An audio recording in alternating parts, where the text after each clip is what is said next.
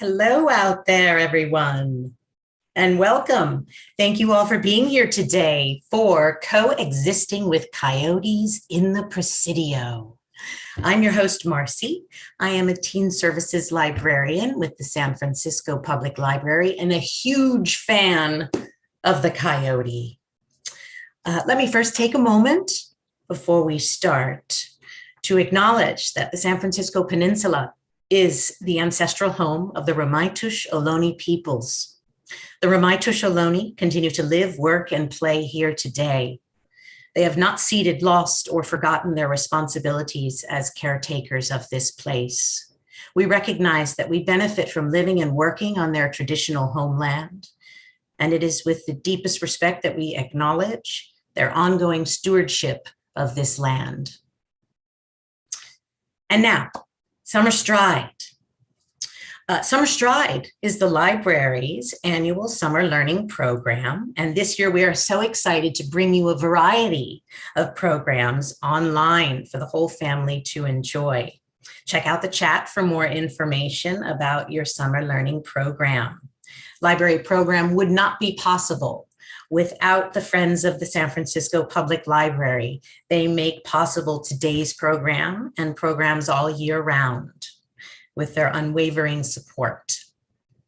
Today, we have the second episode of the Nature Boost series for Summer Stride. Nature Boost is a collaboration between Parks and Library. We're honored to work with the National Park Service, the Golden Gate National Parks Conservancy, and the Presidio Trust to make Nature Boost happen in the summer and all year round. We encourage you to get out and explore a park near you. Today's presenters work with the Presidio Trust, and today's star is the Coyote. You'll have a chance to ask your Coyote questions. If you're on YouTube, just put them in the chat and we'll make sure to share them with our presenters. Speaking of our presenters, I'm delighted to introduce Mike Sun. Mike is an immigrant from Taiwan who grew up in the outer sunset of San Francisco. In summer 2000, Mike started his Presidio National Park journey and his love for parks, nature, and people. After completing undergraduate and graduate degrees in biology at Humboldt State, Mike and his partner moved back to the Bay. Now, as a staff member representing the Presidio, Mike is known as Coyote Mike, who, in collaboration with the Presidio Wildlife team, being John and David, you'll hear about, he helps to facilitate the Coyote Awareness Education Program with the preschools located inside the park. Mike loves sushi, video games, and taking his kids to visit different parks in the Bay Area and beyond. Today, we also have John Young. He'll be with us today in place of David Harelson. Jonathan Young was born and raised in the foothills of the Angeles National Forest on the outskirts of Los Angeles. He spent much of his youth exploring all that Southern California has to offer. After completing his bachelor's degree in biology from San Diego State, he moved to San Francisco. It was then he began his long-term relationship with the Presidio National Park. He started as a volunteer habitat steward. Jonathan worked his way through several Presidio internships while completing his master at San Francisco State, studying urban amphibian conservation and disease ecology. Upon completion of his studies, he was hired by the Presidio Trust as the first dedicated staff member with the sole focus on wildlife. Since then, he's been developing the Presidio's wildlife program, which includes surveying, monitoring, managing, and restoring the diversity of animals found in the park. And now, without further ado, coexisting with coyotes in the Presidio. Take it away, Mike and John. Good morning, everyone. Thank you so much for having us. Hi, everyone.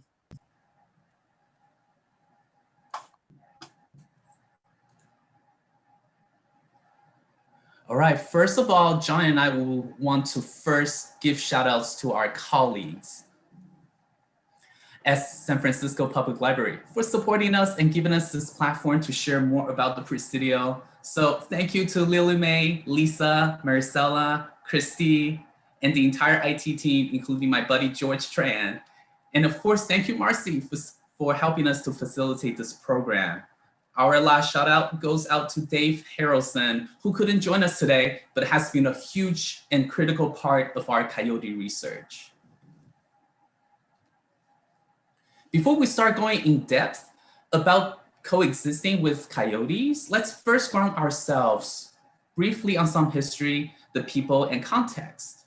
Like what Marcy has shared in the land acknowledgement, San Francisco has long been the traditional and ancestral land for the Rabbitosh Ohlone. It is also important to note that we still have a robust indigenous communities in the Bay Area and beyond today. We encourage you to learn more about their stories from the past, today, and into the future. Prior to European contact, here are a few of the wildlife that you could expect to see here in the Presidio at the time, including jackrabbits, bobcats, grizzly bears, or animals like elk, which is not shown here. Starting the post-European contact period, the Presidio San Francisco has experienced under 3 different regimes, including in 1776, that's when the Spanish colonists settled in San Francisco and the Presidio. 200 years ago exactly, we would have been a part of Mexico. And in 1850, this land became California, and Presidio had turned into military post for the next 150 years. That brings us to today. After the US Army left the Presidio, for the past 25 years, we have since transformed this land into an urban national park where we aim to create an inclusive space, not only for the public, yes, you, but also as a refuge for the many wild animals and plants that belong here. We've been restoring this land back to many natural habitats, and people like John and David, along with many others, including staff and volunteers, have been a huge part of our wildlife restoration efforts. And that brings us to coyotes and coexistence, our topic for today. And here's John to tell us more about coyotes. Thanks, Mike. As was painted with what Mike just said, the landscape has obviously undergone some drastic changes since pre-European up until today. If you look at this shot right here, obviously we're looking north and you can see the Marin headlands, which are relatively untouched, versus the contrast of San Francisco that we all know and live in and love.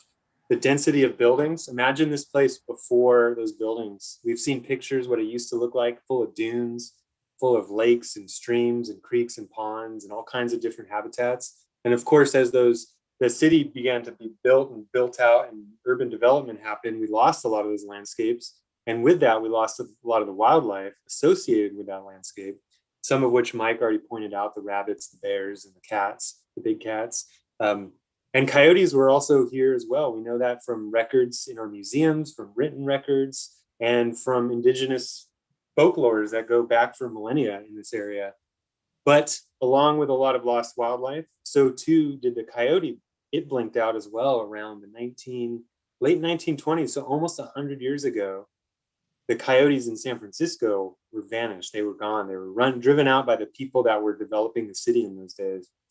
And they were gone for many decades until they came back in the early 2000s. And since they've come back, in the Presidio, as well as San Francisco, throughout the city, we've been working together with the city government, as well as the Presidio Trust and National Park Service, to really understand what does that mean to live amongst these animals in our urban area. How do we get along with them? And how do we reduce issues that can happen between humans, our pets, and these animals, these wild animals? So that's what we're going to talk about today. And this idea is really boiled down into one term, which is known as coexistence. Mike's going to talk a little bit about coexistence. Yeah, so what does coexist even mean? Everything we're talking about today applies to all wildlife, and not just in San Francisco, but across the whole world, and can also help us successfully coexist with wildlife such as coyotes. So to break down this really cool word into two parts, the first part is co, which means together, and exist means to live. To coexist means to live together. Coyotes are animals called wildlife, and they have vastly different needs from the animals that we know as pets. Wildlife such as coyotes, they eat, drink, and sleep in the wild, meaning outside. And John, what can you tell us more about the role of coyotes in nature? Yeah, it's really important when you think about our urban areas and animals. Some of the most common things we think of that we interact with probably daily in our house are what we would consider pests, like rats or gophers or mice or things like that. These little tiny critters that you can see here, that's a gopher, that we would consider pests. And some people don't want those in their houses, in their front yards, because they can cause problems. And in fact, coyotes and other predators like raptors, such as owls and hawks, are incredibly important in helping us control or balance out or reduce the numbers of these pest species in our urban areas through their predation or consumption, eating these small little critters like gophers and rats. And coyotes really like those, and it really benefits humans, what we would call an ecosystem service, because it's a tangible benefit to humans by the reduction of rats and things like that. Cool, thanks, John. And next, we also have animals that we call pets, such as dogs and cats. And they also have very different needs from animals like wildlife. For the most part, pets drink, eat, and sleep with people in the house, meaning inside. To truly protect your cats and dogs, it is best to keep cats indoors and dogs on leash when outside. Keeping cats inside can not only keep them safe from cars, from raccoons, other cats, or coyotes, it can also help saving our native birds, lizards, and other small animals. Coyote food. Gophers and other rodents are among coyotes' favorite food in the Presidio. Coyotes help to balance the health of our ecosystem by keeping rodents like rats, mice, and gophers in check. Even at 5 months old, like the coyote that you're seeing in front of you, they can already hunt for raccoons, which is their biggest local prey. And just a kind of a honing in on this idea of coyotes and raccoons, I'm sure a lot of you have probably experienced raccoons in San Francisco or anywhere in California for that matter. If you have attics or basements or garages or backyards or in the park, or these raccoons are living in every little crawl space that they can find. And when they are not kept in balance, a natural balance, their numbers just will shoot up, and they will be everywhere. There will be raccoons everywhere. And that causes a lot of problems, one of which can be the spreading of diseases. When raccoons get together, the more and more raccoons getting together and interacting, the more likelihood that diseases will be spread around. And sometimes those diseases can jump from a raccoon to humans. And so again, another example of what we call ecosystem services. The coyotes help us keep a more natural, healthy balance in the ecosystem, to keep the environment healthy and to keep the people like us that live in the environment healthy. Back to you, Mike. Thanks, John. And coyotes are the happiest and healthiest when you let coyotes find coyote food. John, can you tell us what this coyote that we're seeing is doing here? Yeah, so this is a classic coyote hunting example. And coyotes, you think about their really big ears, they're like little radars. They can hear some of the most subtle, quiet sounds, including gophers underground. And this is a field in the Presidio that's wide open, and it's full of gophers. And you'll see coyotes out there hunting. And what they're doing is they're sitting there, perfect silence, focusing in and finding those gopher holes and just waiting in silence. And when they hear that gopher right at the edge of their little hole, they will jump straight up into the air and snout first straight down into the hole. And the gopher won't even see it coming because they can't hear it. The gopher is totally oblivious, and the coyote will just jump right down and grab it. And in one gulp, oh, gopher's gone. Wow. Next slide. Thanks, John. So thank you everyone for putting those human trash away so that our smart coyote friends cannot get to them. Human trash is not only bad for coyotes' health, and human food is also not good for wildlife in general as well. And it's not only bad for the health of the coyotes and wildlife, because they were never meant to eat human food. Human food is for us. They need to eat natural food to stay healthy. And so not only is human food bad for their health, but it's also bad for human safety, because when a coyote becomes fed, it can start to associate humans with food, being fed tasty food. And that's when they're more likely to start approaching people, expecting to be fed by people. And that can lead to really serious public safety issues. So that's a really big important in terms of human behavior, our behavior, and how does our behavior cause or potentially reduce the likelihood for issues or problems or conflict between us and coyotes. So there's really two types of problems that can happen in urban areas with coyotes and people. One of those is people feeding coyotes, whether that's indirectly through their trash or directly trying to feed them right there in the park. Really bad for their health, and it can cause problems with human safety, as I just said. And the other potential can be with our pets, like dogs. And so we're going to talk a little bit more about how do we, as humans in urban areas living with or coexisting with coyotes, how can we reduce the likelihood for problems or issues, or what we would call conflict? How can we reduce that, and how can we promote coexistence? We're going to talk about that. And so a couple of the things that we promote here and we talk about in programs like this are things, again, that we can do as humans that can either cause problems or can reduce problems. So you can see some of these right here. Feeding coyotes, or any wildlife for that matter, can cause problems. As I said, the coyote is going to be more likely to approach you, which means it might be more likely to bite you, and we don't want that to happen. So feeding coyotes or any wildlife is not a good idea. Feeding your pet foods outdoors is okay, but you have to remember to clean up afterwards, because that can attract rats, and those rats can attract coyotes. So that's going to attract the animals you don't want around, leaving the food out. As Mike said earlier, cats outside is not only bad for the health of your cat, the safety of your cat, not just because of coyotes, but cars and raccoons and other cats. There's a lot of things in this world that can hurt our cats. But also, cats outside can impact our native birds and native lizards and things that we want to cherish and have around in our backyards. Keeping your dog on a leash, we're going to talk a lot more about that and how that's really important. But having your dog under control so that it doesn't see a coyote and want to go play with a coyote, chase the coyote around or something like that, you can keep it from doing that, or you can keep it safer from running out into the street and maybe getting hit by a car. Really important to leash your dog in most areas. And then again, your trash, really important, not just for coyotes, but all animals, rats, raccoons. They want to get into your trash and they want to make a mess. And again, that's not healthy for them, but it can also attract more problems, like more rats and more coyotes, and just a mess in your neighborhood. So you need to be really thoughtful about how do you secure your trash can. In the Presidio, we have these things like bungee cords, so that if a raccoon knocks over the trash can, it's less likely to spill open into the street, attracting more pests like rats and raccoons. So trash management is really important.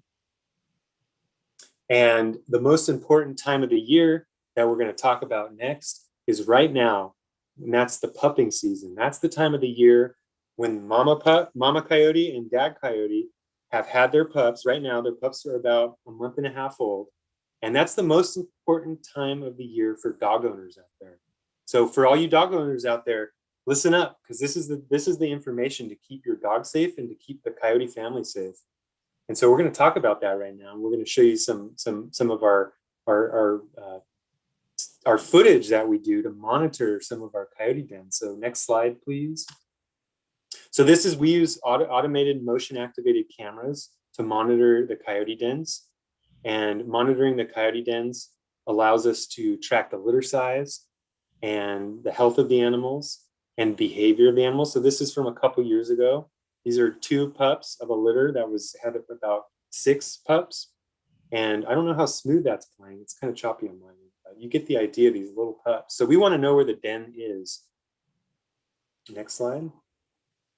And knowing where the den is going to allow us to create reduce the likelihood for dogs to come close. And we're going to talk about that in just a minute. But you can see here, this was from last year. This is mama feeding her 3 pups. And of course, she's a mama and she wants to protect her family. And she can see other dogs as a potential threat to her family. And other coyotes that might not be part of her family, she'll also see that as a potential threat. So I'm going to let Mike take the next slide. All right. So from April to October every year, it's the time of the year that we call the pupping season, meaning that mama coyotes are extra protective of their babies because dogs, no matter how friendly they are to humans, to coyotes, they smell just like wolves and other natural predators that may hurt their babies. So if you always want to keep your dogs, on leash, and if you happen to run into a coyote during this time with your dog, whether you see the pups or not, the best thing to do is to leave the area quickly. That mama coyote may be escorting you and mostly your dog away from their pups, and also may follow your dog for a certain distance until the dog is far away enough. That's when the mama coyote will simply return to her babies and kind of just disappear all of a sudden. And yes, and by the way, if you don't even have a dog with you, there will be no conflicts at all.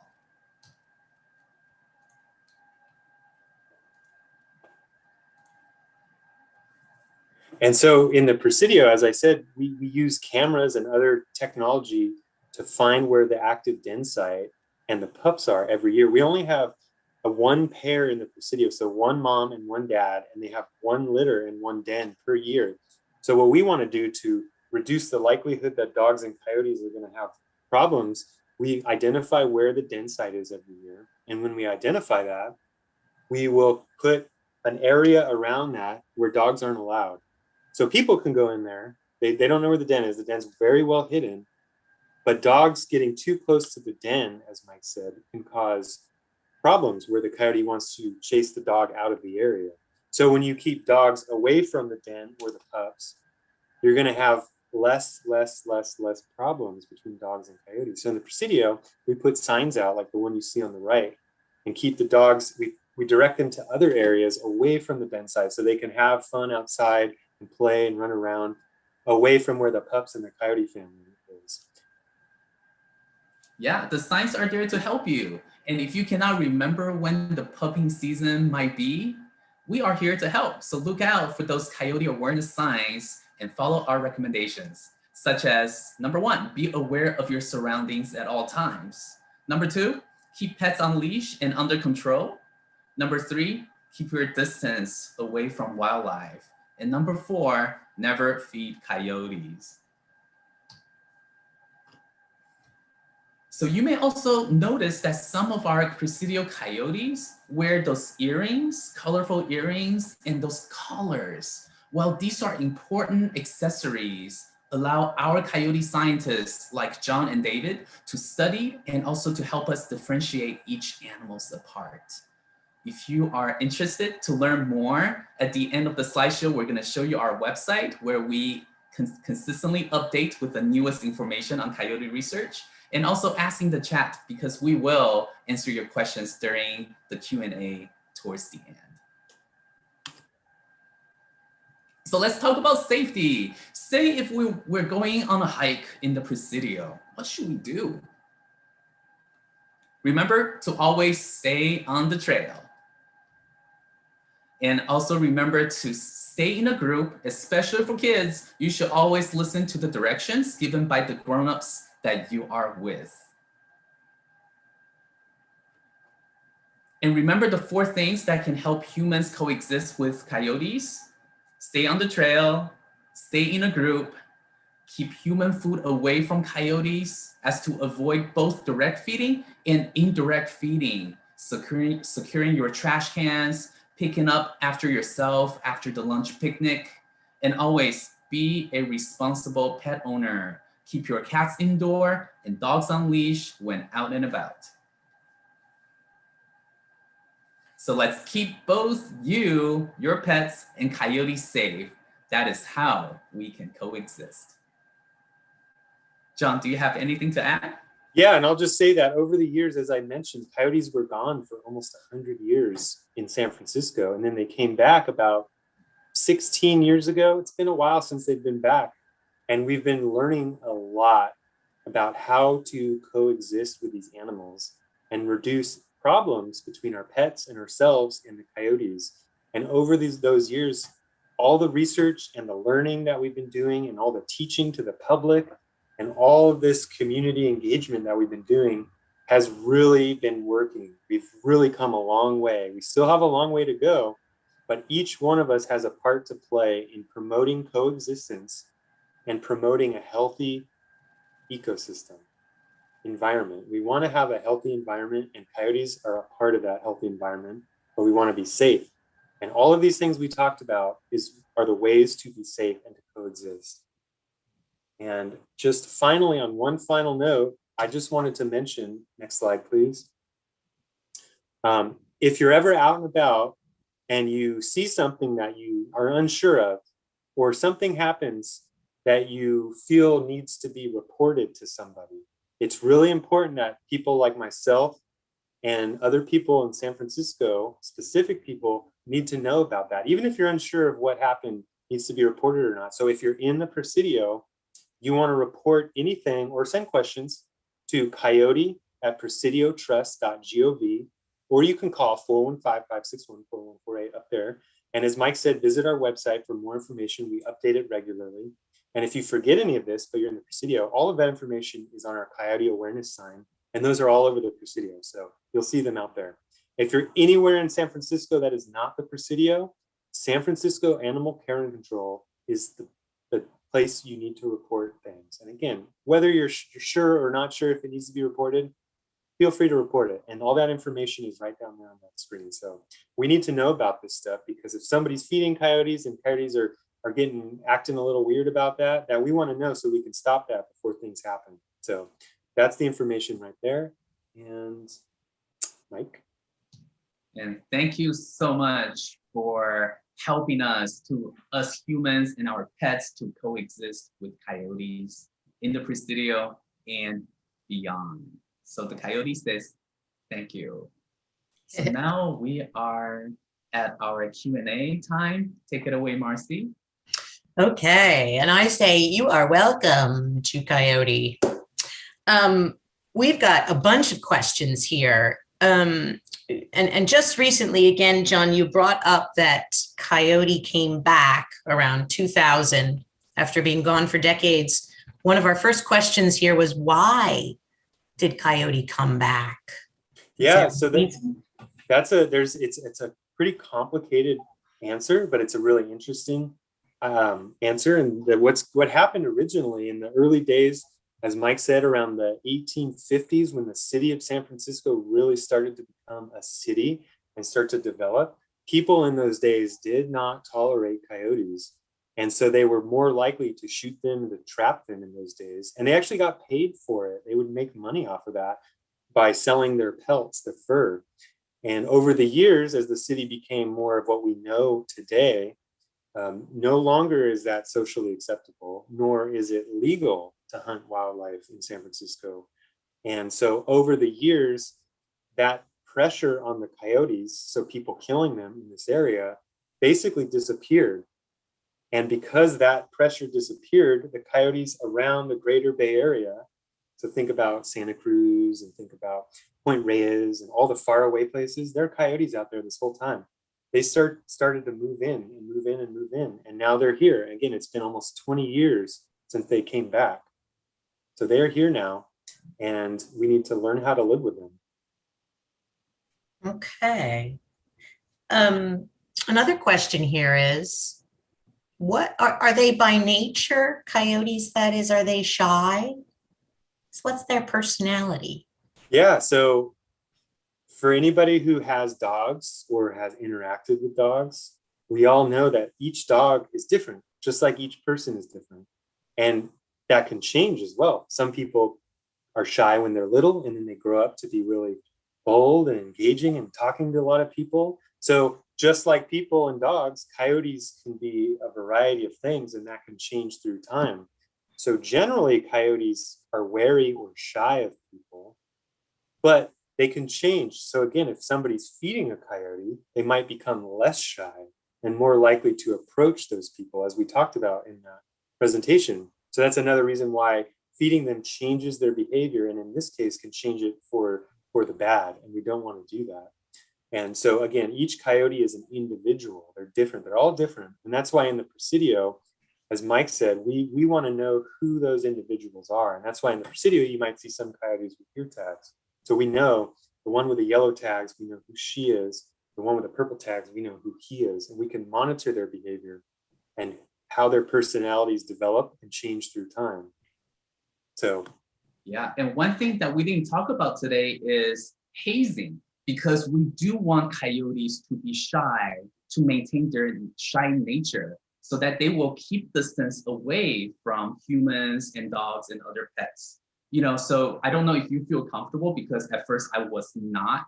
I didn't feel comfortable hazing coyotes, because I feel like I want to protect these beautiful wild animals. I don't want to be mean to them, but actually pretending to throw rocks at them, to keep encouraging them to know that, humans are kind of dangerous to them, so that they have to develop this natural fear of humans is actually a good thing for all the coyotes, and also will help, humans and coyotes to coexist in the same space. So, and I'll just add to that the idea of that hazing. It's a tool that can be used, but it doesn't need to be used in most cases. In most cases, the coyote is ignoring you and it's just hunting in a field. So in cases like that, just keep your distance, don't feed it, and just enjoy it and appreciate it. You don't need to chase it away or anything like that. But as Mike said, in some cases, say, for example, a coyote is resting on your front lawn and you want to play with your dog on your front lawn. So you want the coyote just to move along. It's very easy to get a coyote to move along through hazing. So squirting it with a hose or something like that to scare it, but not to harm it. You don't want to harm them. It's not that difficult to do that, but you don't really need to do that most of the time. And if you need to do that, always be aware of what's going on, because the last thing you want to do is scare a coyote into the road where it can cause a car accident or get hurt running into the road. So just be aware of your surroundings. And most of the times you can just sit and watch and appreciate the coyote.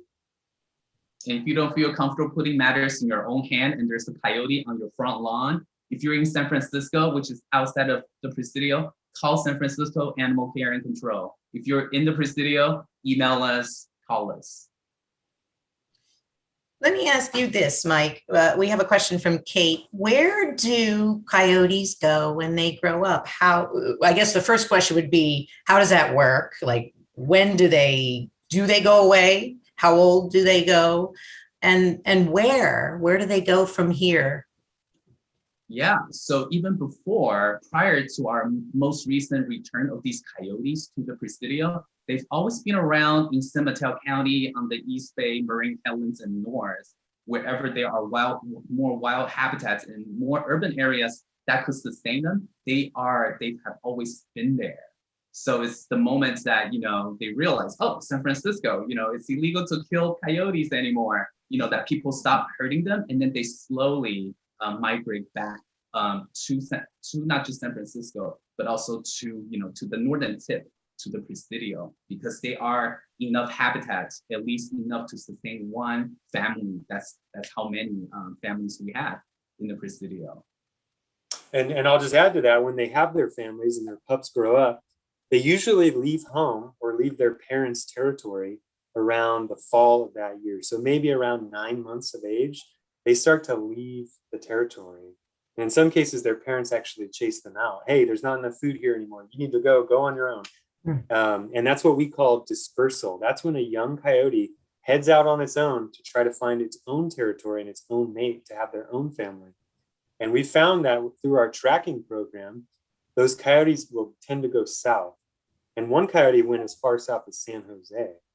But unfortunately, most coyotes are young and they don't know to look both ways when they cross the road. Just like kids, we need to learn to look both ways when we cross the road because there are cars. Coyotes need to learn that as well. And in some cases, the young coyotes, they never learn that, sadly. And so in urban areas, most young coyotes get hit by cars at a very young age. Let's see. Do coyotes, it's just occurred to me, do they recognize you, the ones that are in San Francisco? Do they know you too? Do you feel like, can they do that? Recognize a human? Coyotes are incredibly intelligent animals. They can smell us as individuals, they can see us as individuals, and they learn and they know if somebody's coming around feeding them, they know that person is going to feed them and they're going to start to approach that person. If somebody's coming around and hazing them, they know that person is hazing them and they're going to avoid that person. So we cannot underestimate how intelligent these creatures are. And that's why you hear the cliche, the wily coyote, because they're so smart and they know how to maneuver and they know how to succeed in these complicated cities like San Francisco, but incredibly intelligent animals. Let's see if we've got any other questions I missed here. We do have one raccoon question, if I may. Go to the raccoon for just a moment. John, you were mentioning raccoons. Can you just talk a little bit about what what should we know about raccoons in our sort of urban and suburban landscape? Yeah, raccoons are by far the most common creature of that size in San Francisco. They're more common than coyotes, and they're about actually the same weight as most coyotes. So when you think about a coyote, most people think the coyotes are actually really big. And raccoons, maybe people think medium size, but in fact, a full-grown raccoon can actually be almost the same weight as a full-grown coyote. But raccoons are just like coyotes. They can learn. They're incredibly intelligent and really, really, really adaptable and really cunning. And they can learn as well. So if you start to feed raccoons, you're going to have a lot of problems as well, which can lead to public safety issues, which has happened because people feed raccoons. And so one of the important things is, again, just like coyotes and all wildlife, with raccoons included, don't feed any wildlife. Do not do it. There's plenty of natural food for our raccoons around here. And if you ever have problems with raccoons, same thing. If you're in San Francisco, call Animal Care and Control. If you're in the Presidio, go to the Coyote at Presidio Trust.gov. That goes right to me and Mike, so we can respond to that. But in general, raccoons can really, really reproduce a lot and get really numerous, which is what happened before coyotes came back. And now that coyotes are back, they're still very common, but they're not as abundant as they otherwise would be because of the coyote. Again, a healthy balance in our environment. Yeah. Hey, John, do you know what's the biggest coyote on record in the Presidio? The biggest coyote in terms of pounds was 32, 33 pounds. And I want to say the biggest raccoon that we've weighed was 29, 30 pounds. So coyotes are much smaller than people think, and raccoons are much bigger than people think. And raccoons, I will just say, are more aggressive, and they are actually things that you need to be more aware of than coyotes because they're more common. And they're again, as I said earlier, they could live in your attic, they can live under your stairs, they can live in your backyard, whereas coyotes are fairly elusive and they kind of stick to themselves in the deeper forests of our city. But raccoons, you can find them almost anywhere at any time.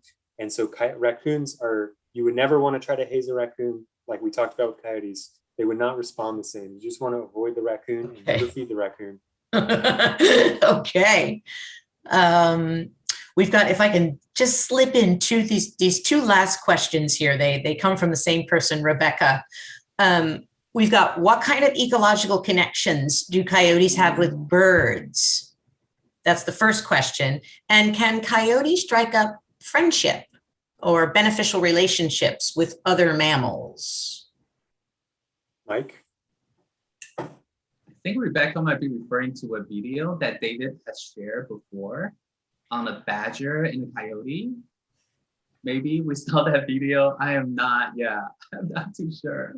Yeah, there's a viral video that went around that in San Mateo County, I think, or maybe Santa Cruz County, that some scientists got on one of their camera traps of a badger and a coyote that were hanging out and appeared to be friends. That's very unusual. Coyotes have their friendships with other coyotes, but in general, we don't want to, even if we have a friendly dog, for example, that loves to play with other dogs, we don't want to try to make our dogs friends with coyotes, because it's not something we want to do for a number of reasons that we talked about earlier. But again, coyotes are incredibly intelligent and they have emotions like humans do. So there's potential for something like that, but it's something that we don't want to encourage with our pets, because it's probably very unsafe for our pets. The other question, Mike, do you want to talk about the relationships with birds and coyotes? Birds. Yeah, the ecological connections between birds and coyotes. It's going to be more of a convoluted one, because gophers, coyotes can do a really good job on controlling gophers, the number of gophers, so they are not overly abundant or overly populated. And gophers are herbivores. They eat plants.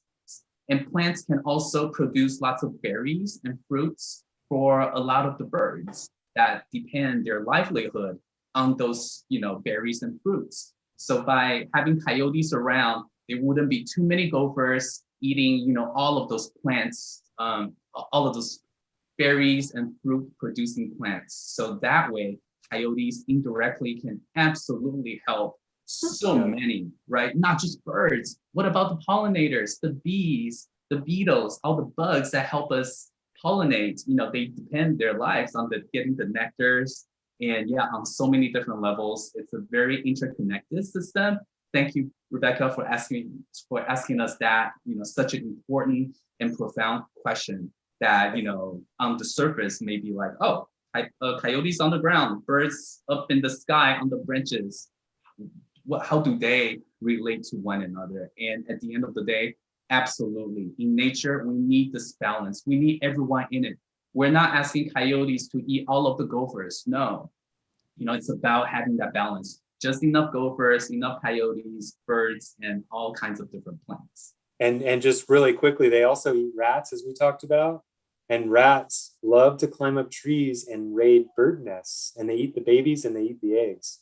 And if you have too many rats, the birds start to decline because all their babies were eaten by rats. So we want our raptors, we want our coyotes, we want all of our snakes and other predators to help us keep the rats in check, just like the gophers that Mike explained.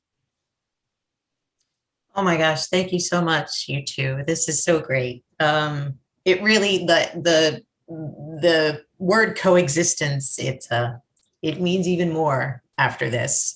Understanding how many animals, including ourselves, are involved in this, and it takes care to keep that balance. So thank you so much for what you do, both of you. Oh my gosh. I could go on forever about Coyote, but we have to kind of close down now. Any parting words? Anything else either of the two of you want to say to everybody before we go? I'll just say thanks again for joining. And just remember, we as a community benefit from these animals, and we can promote coexistence through our behavior. So good behavior, responsible behavior helps the coyotes and it helps us. Yeah, we can absolutely do it. We can all be here and we can all thrive collectively. Thank you all for watching. And remember, the Presidio is a national park that belongs to all of us. It's a free park, and please come by. Please hike on the trails. Please look out for those coyote signs. And if you're lucky, you might get a glimpse of our wild coyotes along with so many other wildlife in the Presidio. And lastly, thank you, Marcy. Thank you so much to our friends at the San Francisco Public Library for allowing us, inviting us, and providing providing this platform so that we can spread our love and joy to everyone. All right. Join us next week. Third episode. It is Protect and Serve the Military and the Bay Area's LGBTQ community. That is next week, our Pride Nature Boost. So that's all for now, folks. Take care. We look forward to seeing you soon, either online or at one of our open library locations. Bye for now.